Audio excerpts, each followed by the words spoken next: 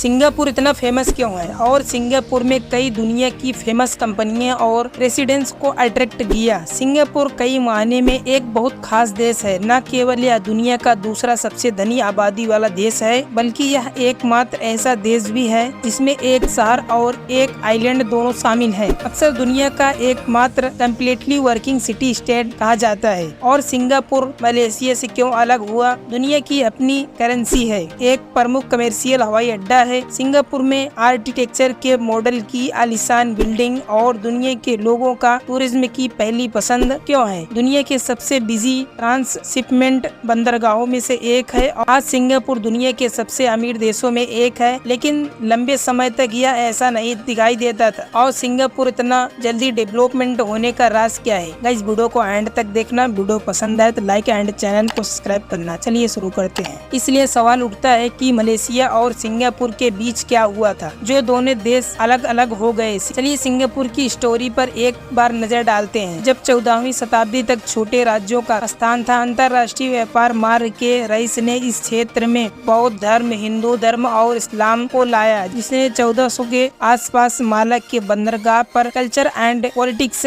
पर्यटन को आकार दिया। दुनिया भर के व्यापारियों को अट्रैक्ट करने के लिए इसकी स्थापना की गई थी। इस बंदरगाह पर 1511 में पुर्तगालों ने और फिर 1641 में डचों ने कब्जा कर लिया। इस दौरान स्थानीय लोगों को पॉलिटिकल कंट्रोल हो गया। क्षेत्रीय सुल्तानों द्वारा अस्वस्थता फैल गई और एक छोटे से द्वीप सहित कई नई व्यापारिक बस्तियों की स्थापना की गई। इस बस्ती को सिंगापुरा कहा जाता था। जब मलेशिया से अलग होने के बाद इसका नाम फिर सिंगापुर रखा गया। फिर 1819 में British east India company Malay प्रायद्वीप पहुंची और एक सुल्तान से सिंगापुर द्वीप खरीदा। तब तक केवल कुछ मछली पकड़ने वाले परिवार और समुद्री डाकू वहाँ रहते थे, लेकिन धीरे धीरे अंग्रेजों ने अधिक से अधिक व्यापार स्थापित किया। कोस्ट और सोन ही सिंगापुर को ग्रेट ब्रिटेन के पॉलिटिकल एंड इकोनॉमी इंटरेस्ट के लिए एक इम्पोर्टेंट सेंटर में बदल दिया गया। समय के साथ चीनी इमिग्रेंट भी द्वीप पर बस गए और सिंगापुर साउथ ईस्ट एशिया में चीनी व्यापार का आधार भी बन गया। सिंगापुर ने विश्व युद्ध तक ब्रिटिशों के लिए बड़ी प्रॉपर्टी अर्जित की, जबकि जापानी सैनिकों ने मलय प्रायद्वीप पर कब्जा कर लिया और अंग्रेजों को इस देश से बाहर निकाल दिया गया। तो युद्ध की टर्मिनेशन और जापानियों के सरेंडर होने के बाद सिंगापुर 1982 से 1945 तक सिंगापुर 3 साल तक जापानियों के कब्जों में रहा। सिंगापुर द्वीप ब्रिटिशों के पास कर दिया गया और ऑफिशियल तौर पर एक ताज बन गया। 1946 में उपनिवेश, हालांकि मिडिल ईस्ट एशिया तक उथल पुथल भी स्थित हो गया था और कई क्षेत्रों में यूरोपीय पावर को अब अपने अधिकार को फिर से स्थापित करने के लिए कॉन्फ्लिक्ट कर रहा था। इसका कारण यह था कि जापानियों ने अपने कब्जे के दौरान उपनिवेशों को स्थानीय आबादी को कंट्रोल में रखा था।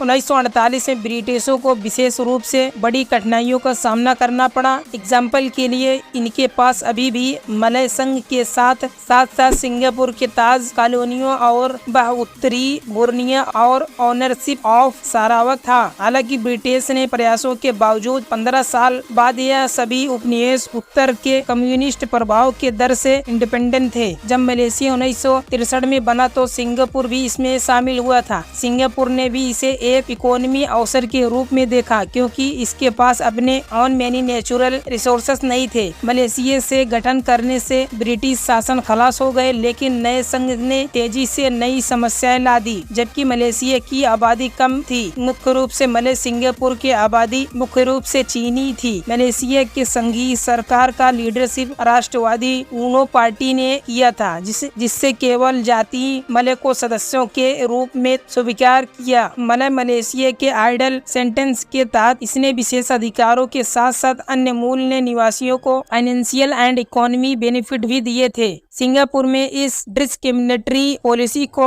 बड़ी खैर मलय आबादी ने अस्वीकार कर दिया और बड़े पैमाने पर दंगे भड़क गए। पैम पार्टी ने लीडरशिप ने सिंगापुर के क्षेत्रीय सरकार ने 1965 में सिंगापुर को मलेशिया से अलग कर दिया गया। इसके पीछे कई रीजन जैसे जनसंख्या की डाइवर्सिटी, इकोनॉमी इशू और पॉलिटिकल विवाद तक शामिल थे और सिंगापुर के नेताओं ने इसे बढ़ावा देने के लिए एक अभियान चलाया। मलेशिया और चीनियों के बीच फिर से समान अधिकार और हिंसा भड़क उठे। मलेशिया की कुछ जनसंख्या में भी 35% चीनी बनी थी, इसलिए राष्ट्रीय सरकार को डर था कि यह आंदोलन पूरे देश में न फैल जाए। कानूनी स्वर्ग सम्मानित में पारित किया गया और सिंगापुर और कुआला लुम्पूर में अलगाव की अनाउंसमेंट की गई। 9 अगस्त 1965 को सिंगापुर एक इंडिपेंडेंट रिपब्लिक बन गया। फिर सिंगापुर धीरे धीरे 1990 के दशक तक highly development, free market economy and strong international व्यापारिक संबंधों के साथ देश दुनिया के सबसे रिच कंट्री में से एक बन गया। एक प्रमुख कमर्शियल हवाई अड्डा,